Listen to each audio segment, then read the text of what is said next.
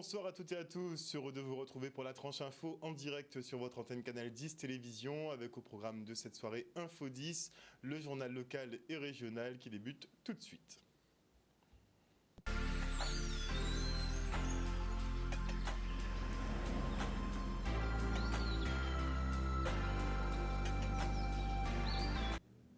Nous sommes le jeudi 4 avril 2024 et suite au décès brutal de Cédric Cornet, nombreuses sont les interrogations quant aux circonstances de sa mort.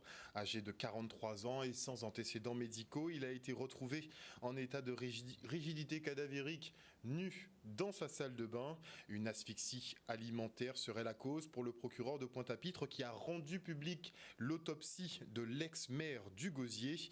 Une analyse contesté par Maître Brion, l'avocat de la famille du défunt qui évoque un assassinat et sollicite une contre-expertise, de quoi relancer les spéculations sur ce décès effectivement assez sombre. Mais nous sommes partis à votre rencontre, voir ce que vous en pensez. Regardez. Vous savez, moi je suis un gosérien d'adoption. Ce qui fait que, bon, j'ai vu un peu ce qu'il faisait. Bon, même si on n'est pas d'accord sur peut-être les méthodes, les techniques, mais au moins sur les réalisations, moi je regarde les résultats. Je suis pour les résultats. Et j'ai vu qu'il y avait des résultats, moi c'est ça l'essentiel pour moi. Et c'est un peu dommage qu'il meure aussi jeune, quelles que soient les conditions. Laisser la justice faire son travail. Ça peut être accidentel, mais on pas médecin légiste, et on pas enquêteur non plus. Donc on ne peut pas penser, tout le monde va au bon jour. Donc il est un peu jeune. Son heure était peut-être arrivée. S'il y a une contre-expertise, peut-être on saura la vérité. Oula, ça a l'air...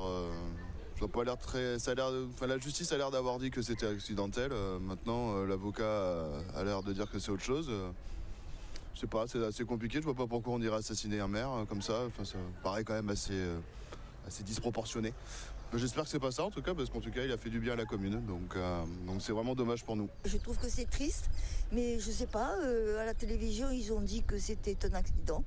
C'est possible. Non, mais moi je pense que c'est un mort qui n'est pas normal du tout.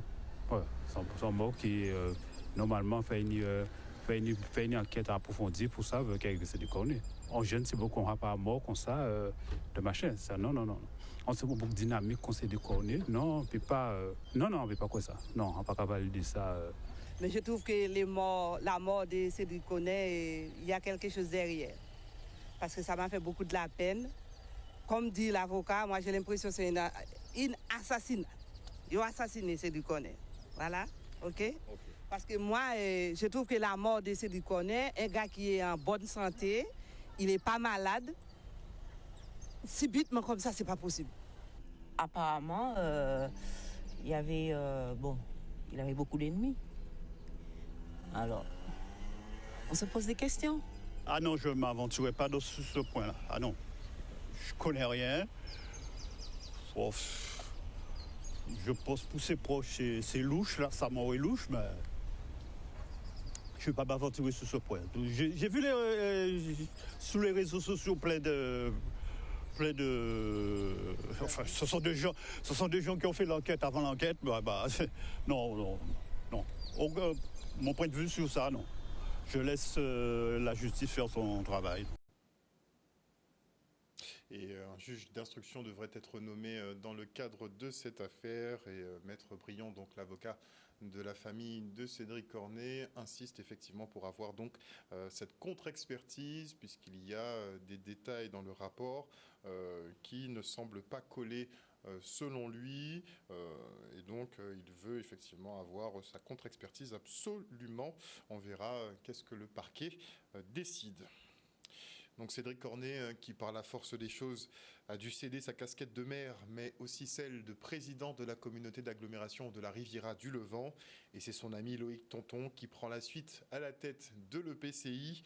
Un nouveau challenge pour le jeune maire de Désirade qu'on écoute tout de suite. Tonton. Malheureusement, le décès survenu de M. Cédric Cornet, c'est beaucoup d'émotions. C'est des choses, je dirais même qui est regrettable, puisque j'aurais préféré que nous restions comme nous étions, unis, avec notre président de l'autre côté. Maintenant, la vie en a décidé autrement. Nous devons nous montrer responsables, continuer à être responsables. Et là, surtout, je l'ai dit tout à l'heure en fin de séance, faire en sorte que tous les projets de la CAR puissent avancer, puissent continuer. Les élus l'ont compris, ça a été mon message, un message d'unité, de paix, de calme, mais surtout un message de pérennisation. Je l'ai dit avec force, Cédric Cornet, c'était nous. Nous aussi, nous étions Cédric Cornet et c'était l'équipe Cédric Cornet, nous étions derrière lui. Maintenant, nous sommes là et nous continuerons le travail commencé, puisque je rappelle que c'est bien évidemment Cédric qui était en avant, mais c'était aussi notre équipe. Nous étions là. Donc nous avons ce devoir et cette responsabilité d'aller le plus loin possible pour lui, mais le plus loin possible pour l'engagement que nous avons pris par rapport à notre population et faire en sorte que les choses avancent le mieux possible. Et retour maintenant sur la semaine des métiers du maritime et du fluvial organisée par France Travail. Une occasion de faire découvrir la multitude de métiers disponibles dans cette filière et aussi accessibles ici en Guadeloupe.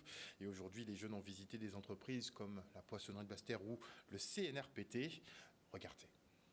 Nous sommes dans la Semaine nationale du numérique et du fluvial, donc c'est l'occasion pour nous sur le territoire de proposer aux demandeurs d'emploi de découvrir l'amplitude des métiers qui touchent à ces domaines, qui sont riches et variés, parce qu'on pense que maritime rime avec pêche, mais en fait non. Nous avons eu sur le territoire plusieurs actions qui ont été mises en place par les agences, notamment de Pointe-à-Pitre, avec des scaphandriers qui ont pu remettre à flot un bateau lundi. L'agence de Basse-Terre a voulu mettre en avant les métiers du secteur en direction de nos usagers. Aujourd'hui, on poursuit la visite d'entreprise.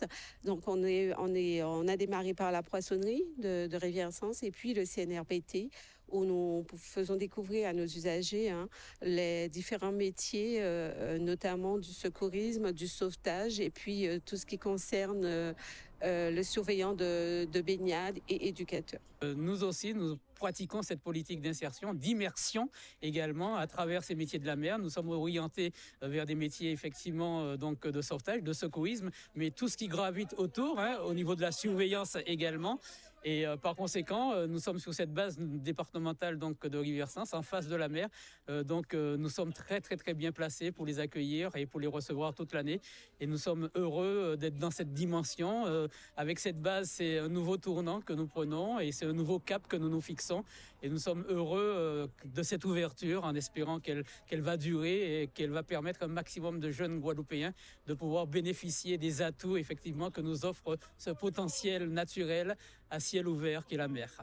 Sur Marie-Galante, nous avons des ateliers où on fait rencontrer demandeurs d'emploi et professionnels du monde du maritime autour des métiers, mais également autour du numérique. Donc c'est en cours en ce moment sur Marie-Galante. Ce sont des métiers que je pense où nos jeunes peuvent encore trouver un emploi. En tout cas, nous sommes là pour les faire découvrir ces secteurs-là et puis déclencher chez eux l'envie d'y aller, l'envie d'en faire leur métier.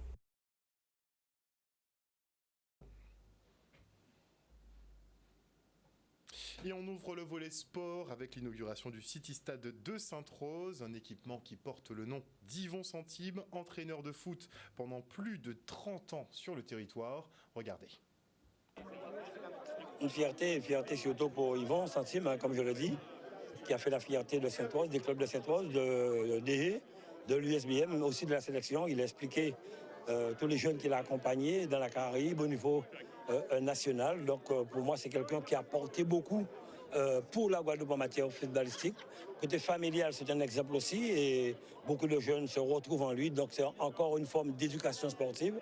Donc avec le maire de Sainte-Rose, c'est tout à fait normal que nous puissions, et les élus régionaux, honorer quelqu'un de son vivant et lui dire de son vivant merci pour ce que tu as fait pour la Guadeloupe. J'ai été entraîneur-joueur pendant 3 ans et uniquement entraîneur pendant une trentaine d'années. Je pense qu'il manque un peu de travail aux joueurs actuels.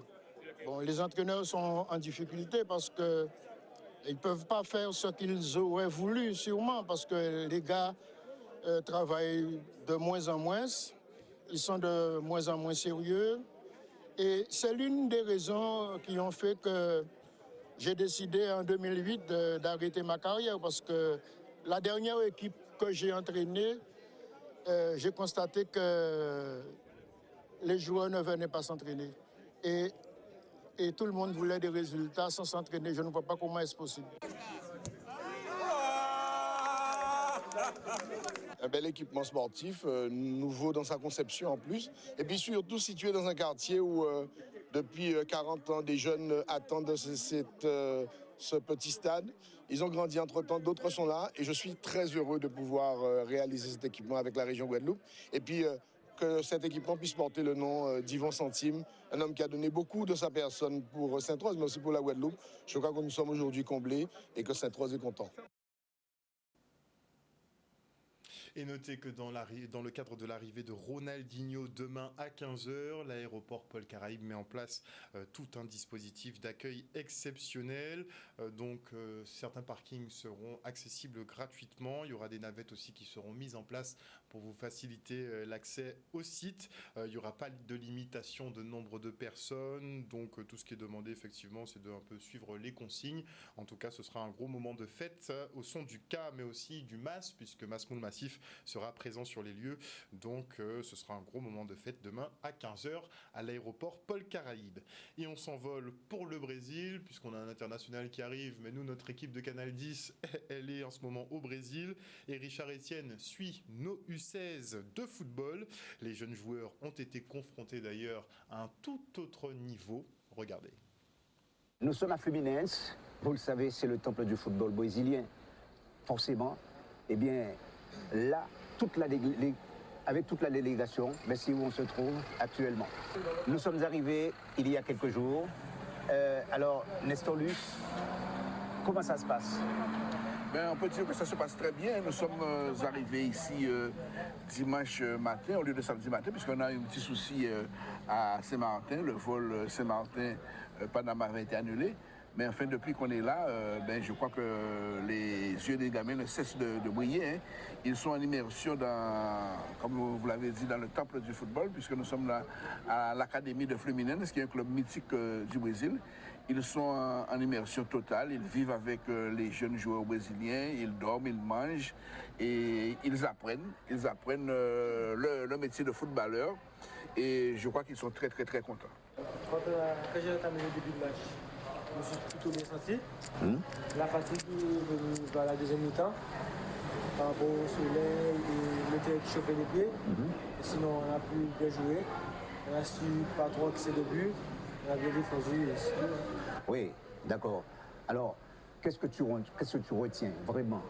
Je retiens que c'est une équipe qui joue plutôt vite. Ils voient le jeu très vite. Il y a une grande différence de niveau. Hein. Donc, on a été confronté à des joueurs qui s'entraînent tous les jours, matin et soir, suivi médical, au niveau de l'alimentation, etc. Donc, il n'y avait pas photo, certes, mais ce qui était important pour nous, c'est vraiment de voir comment ça se passe à haut niveau. Et on part maintenant pour la présentation du Grand Prix du Conseil départemental de cyclisme.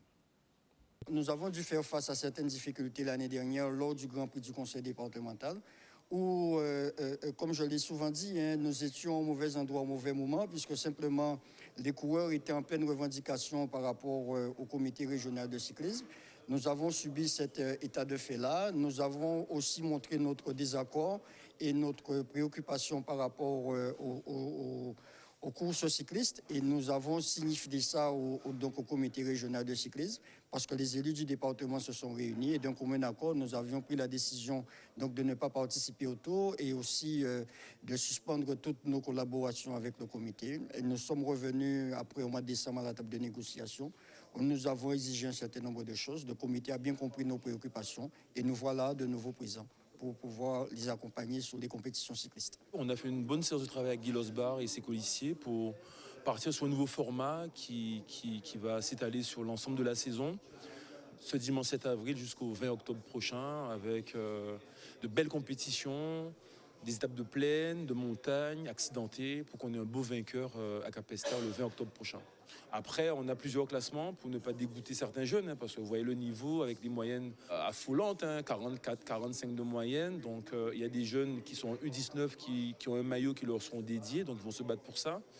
Et les U23, pareil, ils auront un maillot U23. Donc l'idée, c'est que tout le monde va trouver son compte pour cette édition. Cette course-là sera particulièrement dotée, puisque nous avons des prix et la grille de prix que nous avons présentée même dans la brochure, vous allez voir que c'est une grille de prix qui va au-delà des prix du Tour de la Guadeloupe. C'est vrai que, par exemple, le vainqueur final va percevoir plus de 1 600 € sur cette compétition-là, hors les gains qu'il va avoir sur chaque manche. Donc, pour nous, il a été important de bien montrer que nous accompagnons les coureurs parce qu'ils sont eux aussi dans l'effort. Et il est important aussi pour nous, au niveau du conseil départemental, de faire en sorte que le cyclisme de Guadeloupéen, comme tous les sports au niveau de la Guadeloupe, se comporte bien et puisse attirer aussi nos jeunes dans des compétitions sportives et à faire du sport en général. Ce format de compétition va aider quand même à occuper le calendrier pendant l'ensemble de la saison, parce qu'à un moment, l'an dernier aussi, ce qui a généré aussi quelques conflits, les coureurs disent qu'il y a trop de courses, alors que les coureurs aussi doivent choisir leur compétition, ils ne sont pas obligés de participer à toutes les compétitions.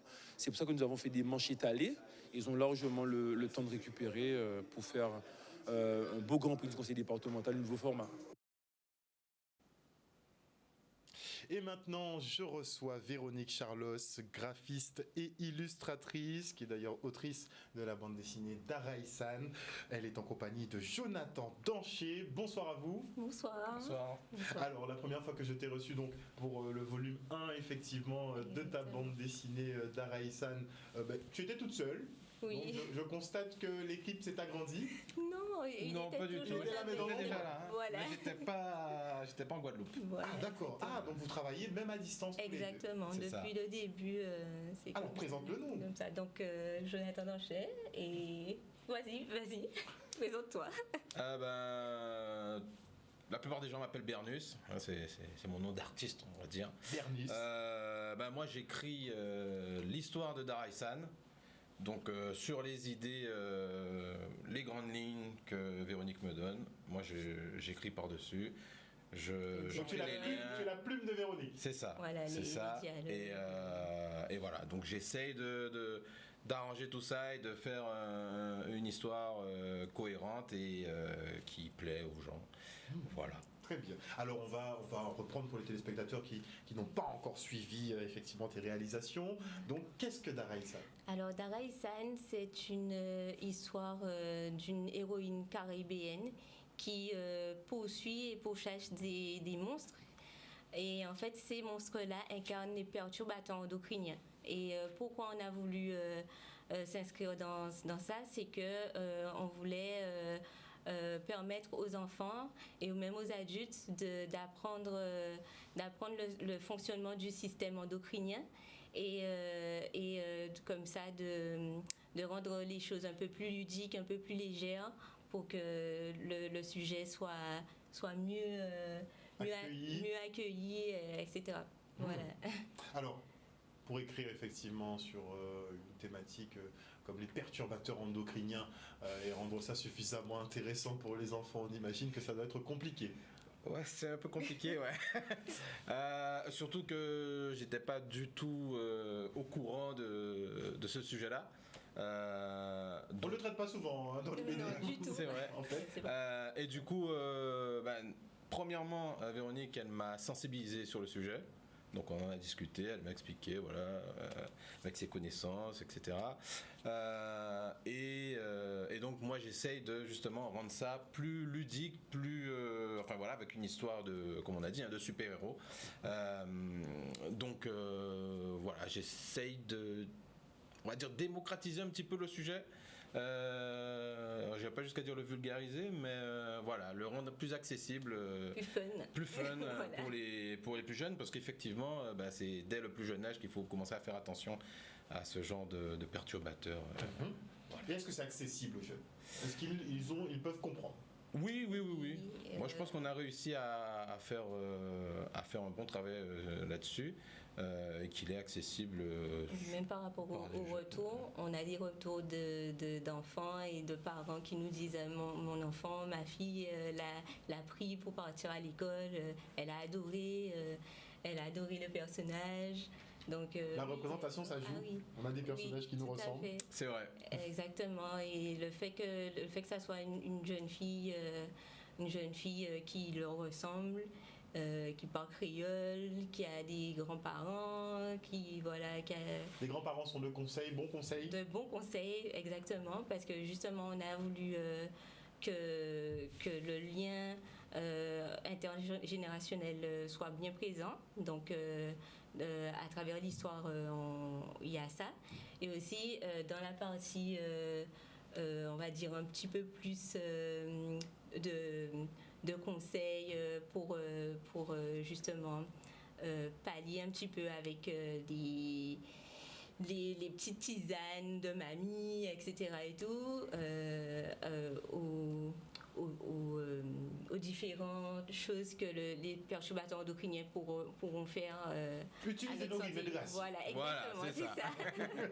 Pour aller à l'essentiel, c'est vraiment la transmission sur nos remèdes rasiers. Voilà. Donc, c'est un peu aider à nous défendre. Exactement. Voilà. D'ailleurs, vous avez des petites choses à la fin du livre.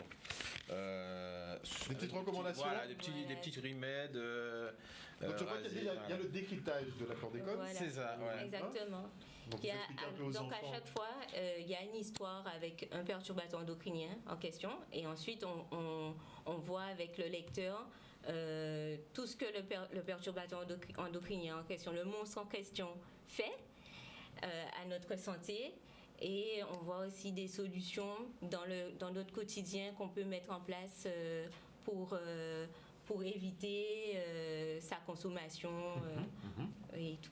Je vois qu'il y a une petite partie aussi de les hormones, c'est quoi par exemple? Voilà, exactement. Donc il y a bien qu'ils comprennent bien le fonctionnement de leur corps. Bien comprendre le fonctionnement de leur corps. Je trouve que c'est pas quelque chose qui est assez fait dans techniquement, ça devrait être. Moi, je dis qu'on devrait donner des cours de médecine depuis tout petit. Exactement. Et que les enfants devraient maîtriser leur corps depuis tout petit. Mais c'est ce qui est fait au Japon, par exemple. Donc, je pense que c'est quelque chose qui devrait plus rentrer dans nos mœurs. Et voilà quoi. Donc, à travers la BD, c'est tout ça qu'on veut véhiculer en fait aussi. Des petites solutions alternatives. En fait, il y a la partie bande dessinée, mais il y a la partie aussi conseil. Voilà. Donc, il y a plein de petits tips, effectivement, à la fin du bouquin. Donc, le premier tome, Le Flambeau, est sorti. Là, on a le deuxième tome qui est en préparation. Voilà, tout à fait. Donc, pour lancer et concrétiser ce projet-là, ce deuxième tome, on a lancé une nouvelle campagne Ulule.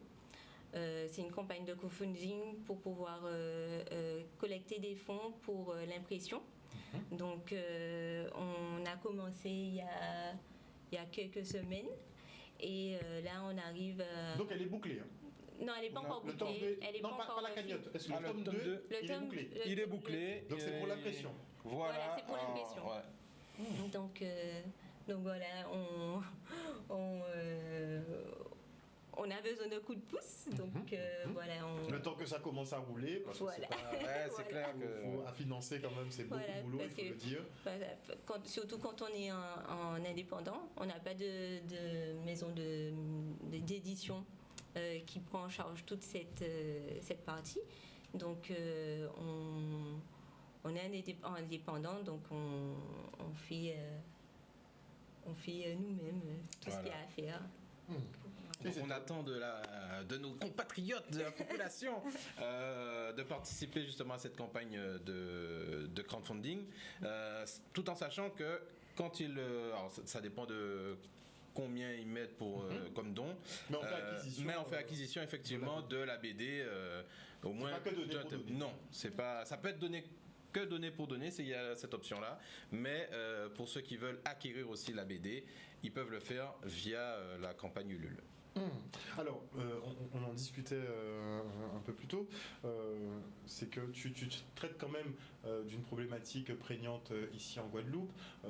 Effectivement, on a le chlordécone d'un côté, on sait que c'est un gros perturbateur endocrinien qui a les conséquences que l'on sait, notamment sur les cancers de la prostate, mais il y a beaucoup d'autres pesticides aussi qui sont mis sur le marché, beaucoup de produits dans la consommation courante qui ne sont pas forcément tolérés par l'organisme.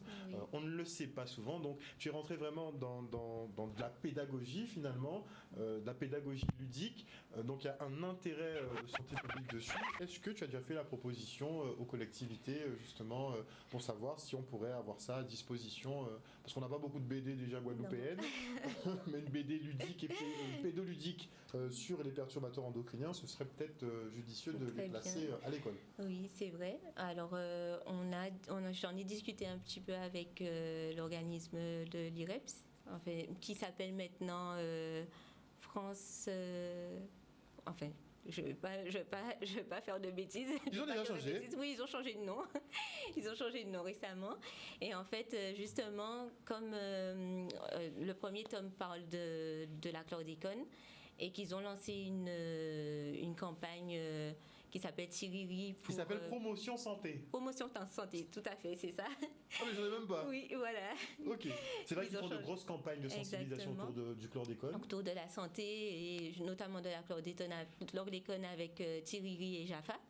Donc en fait, on est en discussion, on va voir comment ça se passe pour que justement la BD fasse partie un petit peu des programmes scolaires ou extrascolaires. Oui.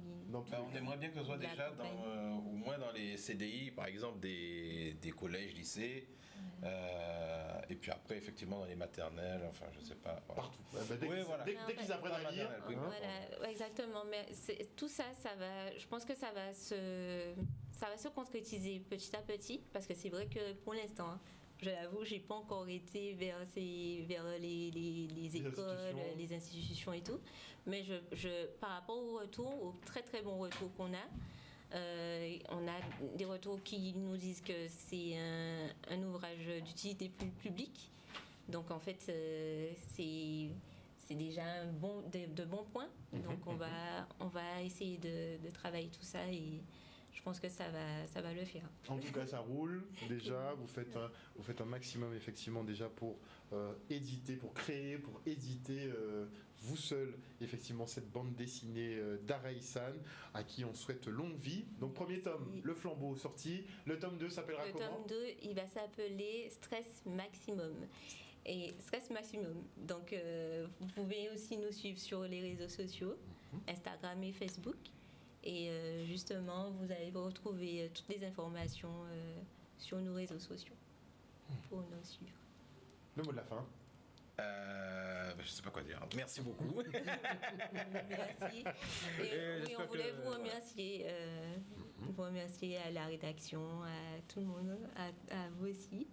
Parce que vous avez permis au premier tome de voir le jour. Parce que voilà, il faut dire les choses. On a donné un petit coup de pouce, aussi, mais c'est le travail qui paie. Et franchement, en tant que graphiste, moi j'aime beaucoup tes illustrations. Je vais me plonger dedans pour découvrir ça plus en détail.